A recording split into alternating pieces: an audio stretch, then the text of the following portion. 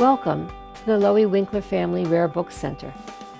The Rare Book Center is an important part of American Jewish University's library complex, which also includes the Oster Academic Library and the Burton Sperber Jewish Community Library. I have the honor of curating the exhibits that surround the Lowy Winkler.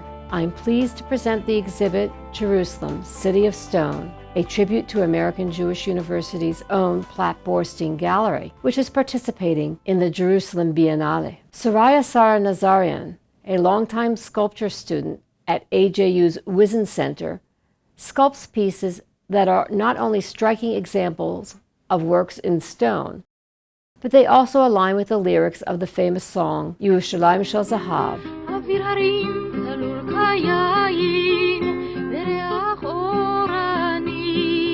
The song starts off with the word air, which both in Hebrew and English begins with the first letter of the alphabet. Mrs. Nazarian's work, Aleph, is the first part of our biblically illustrated version of Yerushalayim Shel Zahav. The chorus of the song holds the cornerstone of the exhibit, Violin by Mrs. Nazarian. We are so pleased that Mrs. Nazarian shared this intensely personal piece, which fits into the song's narrative. The violin is also an important part of Mrs. Nazarian's narrative, because without her mother choosing to take violin lessons, she may not have met her father, the violin teacher. Mrs. Nazarian's Woman Praying accentuates that women also have strong spiritual yearnings. Light on the Mountain by Mrs. Nazarian is one of a candelabra used for Hanukkah, which recalls the event 2,000 years ago when oil in the temple lasted for 8 days. We have the largest piece by Mrs. Nazarian, which is quite breathtaking. It is another Hanukkah, and it too is filled with contrasts between jagged and smooth surfaces.